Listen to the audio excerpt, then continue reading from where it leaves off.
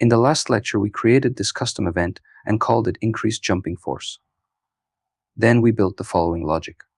Once the increased jumping force event is fired, the jumping force of our character will immediately be set to 1500 instead of the default 700 units. The jumping force will remain 1500 units for 15 seconds. Afterwards, it will return to its default setting, which was 700 units. But none of this will happen if this custom event isn't fired. What will fire this custom event? Well, I think our best bet would be to fire this event once our character overlaps the pickup blueprint we created in the previous lecture. So what are we waiting for? Let's begin. Open the jump boost pickup blueprint that we created in the previous lecture. If the tab isn't open on your computer, you can always search for it in the content browser. Let's start planning. Remember, every blueprint you work with requires decent planning. It's much easier if you already know what you want to achieve from the start.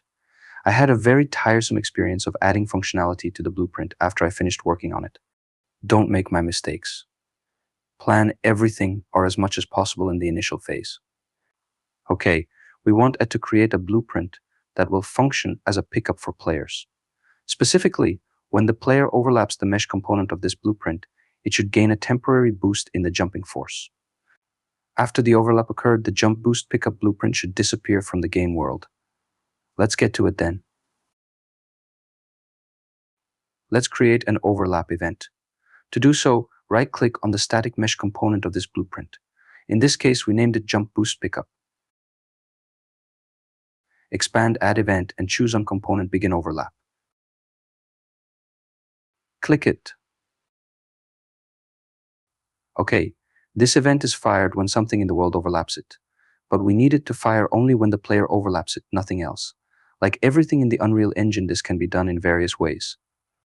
Now, I will teach the basic method of casting, but in the future we will discuss other options as well. Drag from the execution pin of this overlap event and search for cast to BP third-person character.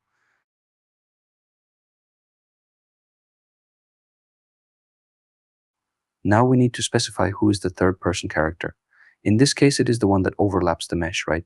So we can drag from the other actor pin of the overlap event and plug it into the object of cast node. Now let me explain. If anything else apart from the third-person character blueprint overlaps the mesh, nothing will happen. This cast node requires its object to be the BP third-person character. Otherwise, the cast will fail. However, if the overlapped actor is the BP third-person character, it will execute the logic. From this pin, we can get access to almost everything that is related to the BP third-person character. This includes the custom event we created in the previous lecture. I'm talking about this event. Now our aim is to fire the increased jump force in the BP third-person character from another blueprint. The blueprint we created and called BP Jump Boost Pickup. As I said, almost every detail and component of the BP third-person character can be accessed from this output pin.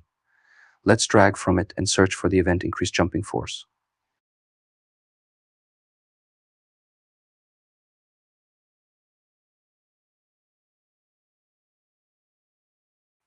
I will explain once more so that I'm sure you understood what's going on here. I will arrange the screen like this so everything is visible. When player character overlaps the jump boost pickup, it will cast to BP third-person character and call the event increased jumping force. So basically, this event fires this event in the BP third-person character. This node increases the jump velocity to 1500 units, which is more than twice the default value. Then, after 15 seconds, the jump velocity returns to original 700 units. But we are not done yet. We still wanted the pickup blueprint to disappear from the game world after the player overlaps with it.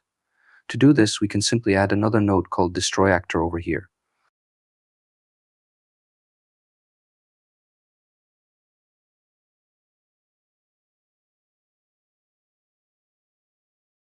Don't forget to compile and save everything.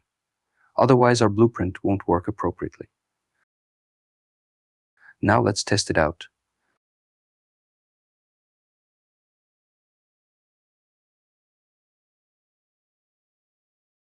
First part of the plan definitely worked. After the overlap occurred, the pickup blueprint disappeared. Now let's see if our jumping force increased. It certainly did, and it will remain increased for 15 seconds. Let's try to overcome the obstacle wall. My bad. I didn't reach the separated floor. Let's increase the jumping force even more to make sure that our third-person character reaches the separated floor tile. I will increase the jump velocity to, let's say, 2000. I'm sure we'll make it then. Okay, the jump velocity has been set to 2000. Let's compile this blueprint again and give it another go.